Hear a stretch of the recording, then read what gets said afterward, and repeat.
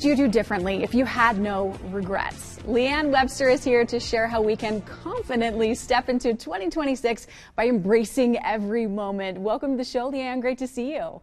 Thank you. Great to see you again, too. Yeah, so it's the start of a new year, and a lot of people are reflecting on what they didn't do last year. It's, all in our head, and you talk about regret differently than most people. How should we be thinking about regret as we head into the new year?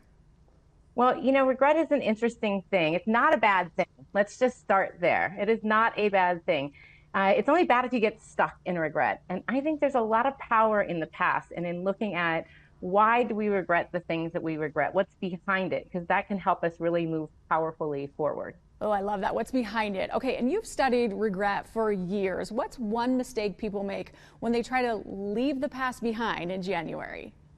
Well, too often they just don't go there, right? It becomes this, the past is the past and I'm going to move forward and I'm not going to look back. And while that can be very good, what happens is we end up kind of bypassing and not looking. And I think it's really good to just take a look at the past. Why did we do the things we do? Why did we not achieve whatever we wanted to achieve?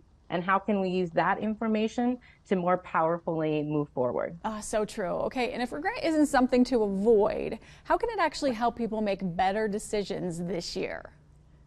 Well, I always believe that regret is not a stop sign, it's a spotlight. It shows us what we value, it shows us what's important to us, it shows us why we do the things that we do. And so if we can learn to harness that, then we can make some powerful changes. I always think at the beginning of the year, health comes up a lot, right? Everyone says, I'm going to hit the gym and I'm going to eat more healthy and all of that. And often by, January 10th, the gyms are, quiet again. And that happens because we don't really look at what's under it, right? It's not just about being skinnier. It's usually about not being able to play with your children or not feeling confident in how you show up at work and not taking chances at work or in life because of how you physically look. And so if you can go under a little bit, then you can understand why you really want to do the things that you want to do. And that can have a much greater impact for how you achieve them. Oh, I love that. Look at the roots. That's so good. And for anyone watching who wants, to feel different and not just busier, what's one powerful question they should ask themselves this week?